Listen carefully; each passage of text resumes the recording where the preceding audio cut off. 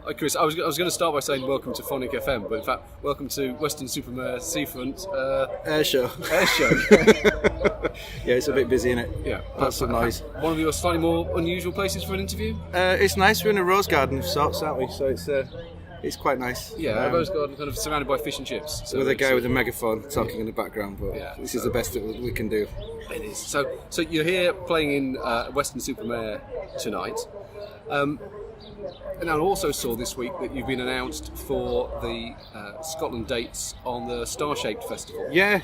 I think I have done some stuff with those guys before, and they're really very good at kind of getting it all together and getting the right people on and stuff. And thankfully, I know most of the people that are on the bill anyway, so it's all a bit of a jolly, really. It's quite nice. And oddly, the people that are on the bill, we never used to speak to them when I was actually in the Seahorses, and we're all doing festivals together.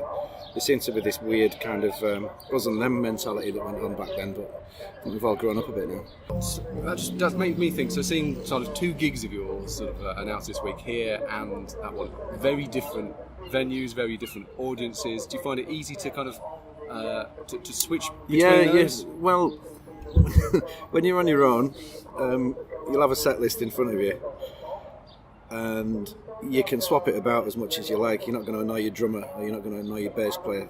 It's amazing how OCD people can be in bands, but it's a lot easier to do it on your own. And you've got to kind of look at the audience and see what it is that they want, really. I was talking to a guy who was driving me around yesterday, a guy called Steve, and he was saying, "How do you know what to play?"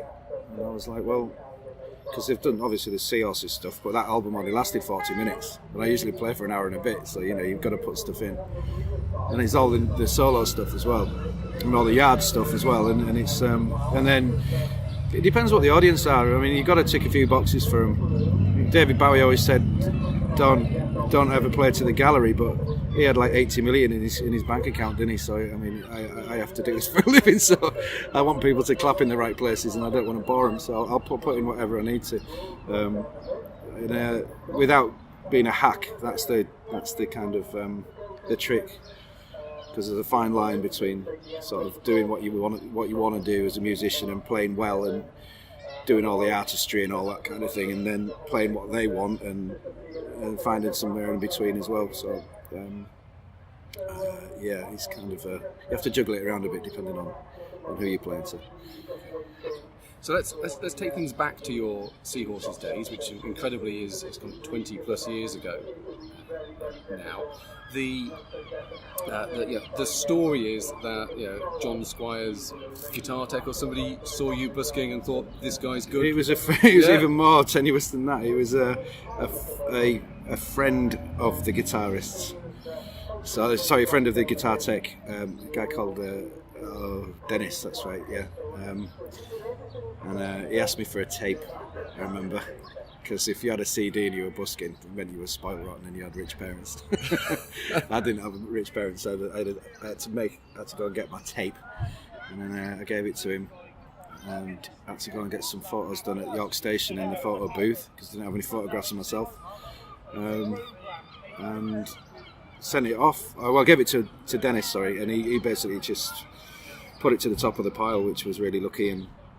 And Stuart, the bass player, Stu Fletcher, he'd already been asked to join the band by John anyway, so I kind of knew who it was for, and I didn't think anything had come of it, to be fair, but it did, and it was kind of, I was just a bit shell-shocked for the next 3 years, I think, if I'm honest.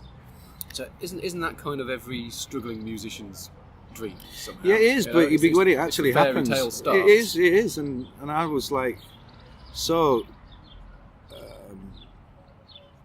every feeling on the spectrum, really. I was happy, excited, anxious, terrified. I didn't know what was expected of me, worried far too much about that in hindsight. If I look back on it now, I think, God, he should have just got on with it. And lots of people giving me their opinions on what it should be. I was like, well, he's asked me to join the band because he likes what I do. So it was kind of having to ignore a lot of people. But it was terrifying, and I remember just thinking that the enemy were going to be kind of sleeping outside my house and everything, and that didn't happen. But I'd never experienced anything like that. I was quite content to be sort of floating around the country and, playing music, and didn't make any money out of it.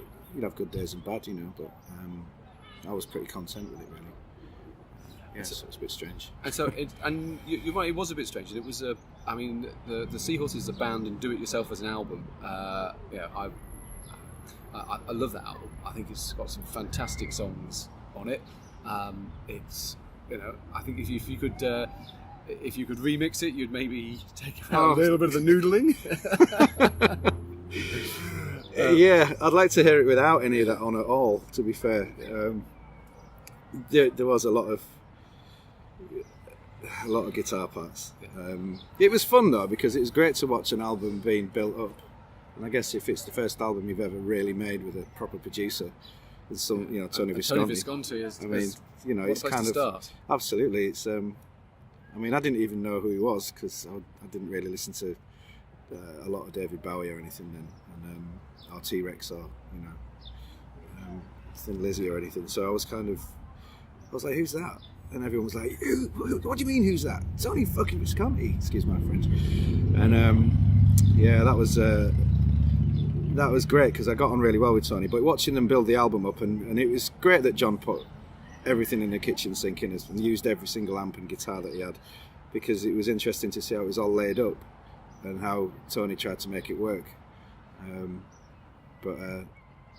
Because we'd only just sort of done demos really with John, so we'd had no idea that he had all these grand ideas about having 50 guitar parts on a song. So,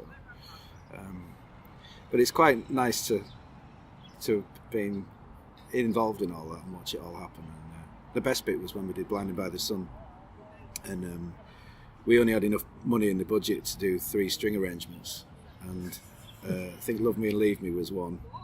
There's Blinded by the Sun was another, and maybe Boy in a Picture, I can't really remember. But when we did Blinded by the Sun, Tony said to me, he said, I want you to sit in with the orchestra. And he got me sat on a flight case, and he said, and just sit and listen. He says, all you'll hear is the strings, you won't hear your music coming through. And it was the most beautiful thing I've ever heard in my life. I was just sat in awe, and I'll always remember that. I think someone's got it on video somewhere. It just felt great. I became a bit addicted to strings after that, really, because we use them quite a lot in the yards, and I use them on my solo stuff as well. I love strings. So we've had Stu Fletcher on the show before, have you? And Andy, being a Devon boy these days, he's been on several times and has been in the studio and co-presented a show with us. Right. He tells a good yarn. Does Andy? Oh yeah. He paints a picture of some pretty wild days during the recording of that album. Yep. There was some crazy times. I mean, I just don't want to get anybody into any bother, really. It was fun. So, the dynamics of the band must have been quite. Because usually the frontman, the singer.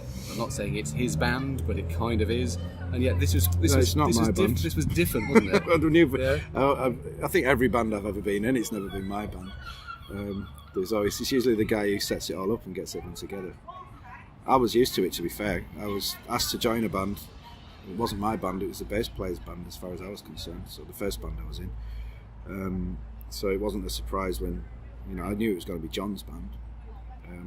I think he kind of more of a sort of psychological level, he tried to make us feel like it was a band in the early days.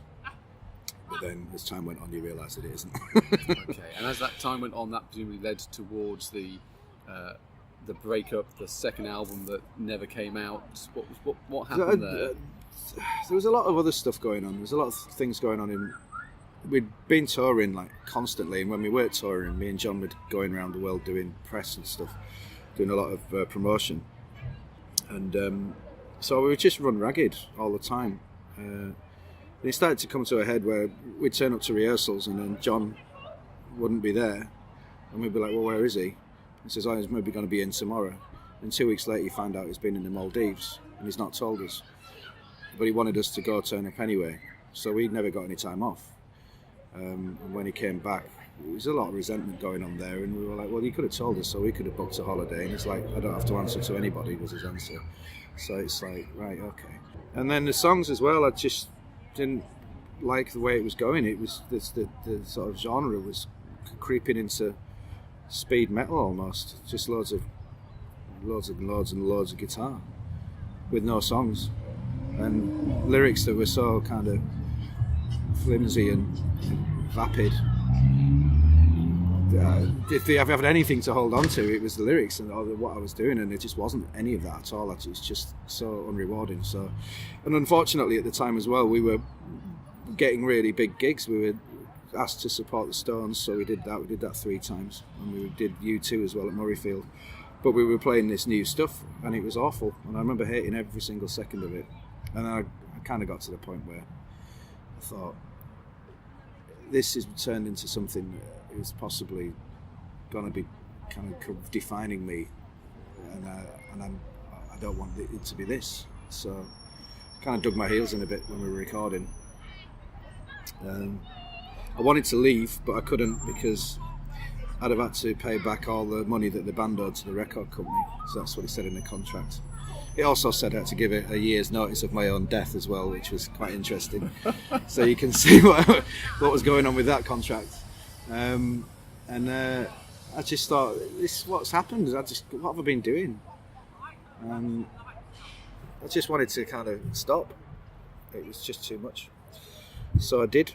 I dug my feet in, I dug my heels in, and then pissed off John so much that he basically had to turn around and say, well, I'm going to split the band up. So that's what happened.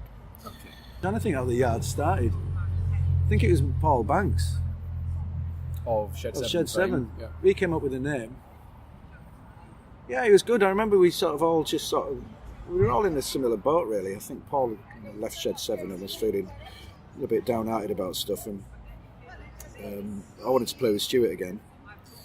And then we got this guy called John Miller, who was playing drums for us, who was sort of doing some session stuff with us before as well. And it was great. We just really got on, and it was just so easy. And I tried, it wasn't even subconsciously, I just tried to not make it like the Seahorses. So there wasn't any hierarchy, there wasn't any, it was everyone collaborating because it was what we wanted to do.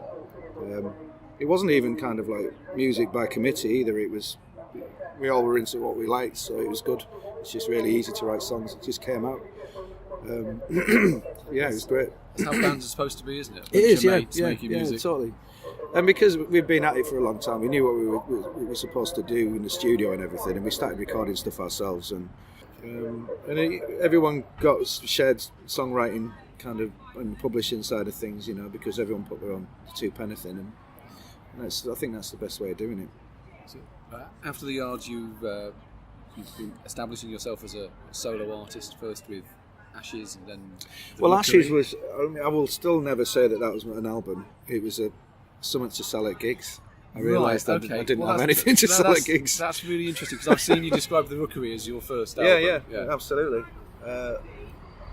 God, if I knew that people were going to say it's my debut solo album, I'd have spent a bit more time on it. I got an opportunity to record in a studio in Castleford with a load of analogue stuff, and it just plonked me in front of a bunch of microphones, and it went through the mixing desk that the Bee Gees and the Clash had used, apparently. This little tiny kind of console. So it was all very, analogue-y, and it did the job. I had something to sell. So I'd not gigged for like 10 years. Right. I'd not done anything. I had nothing to sell, apart from the Yard stuff. And I didn't want to do that because that would have just got a bit chewy, and obviously won't be a fair representation of the songs either. So it does, of course, have a fantastic acoustic version of Blinded by the Sun. Well, yeah, even then I was worried that I was going to get done for that. I thought I might get kind of taken to court by someone or other, I don't know who. Because I had no idea. I was at that point where I just thought, well, I'm going to put it on as a sneaky secret track then. I'm not going to advertise it. And it seemed to work. People kind of liked it for that. Well, I remember we played that on our very first show, several years ago now, and that was the one that people came back saying, "Where did you find that? That is fantastic." Oh, right, okay. I mean, it's weird, is that's the way that song sort of has changed since... But when I first wrote it, when I lived in Brighton, it sounded like a Stooges song. It was really kind of... doom, doom, doom, doom, doom, doom, and it was like... definitely a different feel to it. And then we slowed it down, and when John's ears pricked up when he heard it, and he thought, all right, it's got some legs, this one. And then I think he probably Oasisified it, where he slowed it down a bit, and but yeah, I think he did it justice. It was a good idea, and then I've sort of changed it as time's gone on, really, depending on what mood I'm in. I used to like singing bluesy stuff, and I kind of put a bit of that in now. And I get bored when I'm singing on my own as well. And the fact that I had to sort of sing music by numbers when I was in the Seahorses, I had to sing every single note to John's songs exactly how he wanted it. Right. And if I was ever veering off, even for a microsecond or a slight inflection, you'd get a grilling afterwards. So I kind of had to untrain myself and start to become a bit more flexible and less stiff, and grow some soul back. So that's what I did. I think That's what you put into the rookery. Yeah, well, then that's kind of as time went on. Yeah, not just realising that you can. Sam Forrest, who recorded it and produced it, and wrote some songs on there as well. I remember the best advice he ever gave me just before I was about to do a vocal take, because I can be really like anal and picky and spend years, which I have done, deliberating. And Sam said, "No one's listening, mate. No one cares. So just get on with it." And I was like, "That's fair point." Because all this stuff that you've got going through your head, you're wondering about whether you can still do it anymore. Do I mean it? Do I believe in the lyrics? Is it any good? Am I any good? What will people think? And it's interesting because there's that film that Nick Cave recently made, and he was sort of on a similar kind of mindset when he was talking about when he was just about to start recording the album, and all the anxiety that completely consumes you. And Sam Forrest was just great. He completely just knocked that straight down, flat, and basically just said, right, just crack on. So, talking of cracking on, the follow-up to the rookery. Yeah, that's taken a long time. Where is it, Chris? It's on my computer, thank God. Yeah. It wasn't for a while. It was my laptop broke, and I thought I'd lost all the files, I spent a lot of money on strings and things as well, so there's a lot of strings on there which cost a bomb, and I was gutted and really quite depressed about the entire thing, because I'm a bit of a technophobe. So I took 3 weeks out of my life about maybe 6 months ago to sit and trawl through these hard drives on a laptop that worked. Yeah, so... But you found them? I found them. Yeah. It's a very long, boring story short. So, and I've been listening to him now, and it's kind of like someone else has done it. well, don't think, I'll scrap that, start again. No, I'm going to go to Glasgow and see John, keyboardist and string arranger, and I'm going to go sit with him in Glasgow for a few days, and I'm going to chip away at it, edit it, and I don't know. In some ways, I think that kind of all this has happened for a reason, and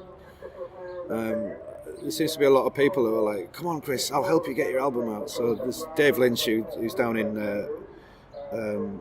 Eastbourne. He's got a great studio down there, and I think I'm going to go down there and do some mixing down there with him. All right, so I'm gonna try and put you on the spot here. Go on then. When can we expect to see this? Well, I'm going to go to see John in Glasgow in August.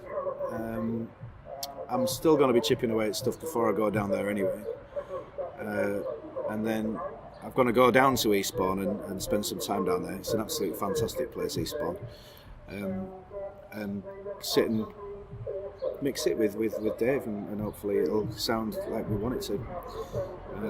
But I trust Dave, he's great, he gets really good tones. He did Ed Harcourt's last album and the Magic Numbers as well, and he's done some stuff with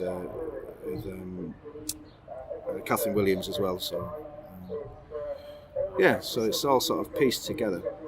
Getting closer. That's But as the close other as we're thing gonna is get. as well is that lyrics are the hardest thing for me, and I change my mind all the time. And as I get older, I want to say things that are meaningful. And if anyone actually likes the songs and wants me to sing them again and again and again at gigs, then it has to be something that I'm going to enjoy doing and put some conviction behind it. I have to sing "Love Is the Law" at gigs, and I find it absolutely ridiculous because I just have.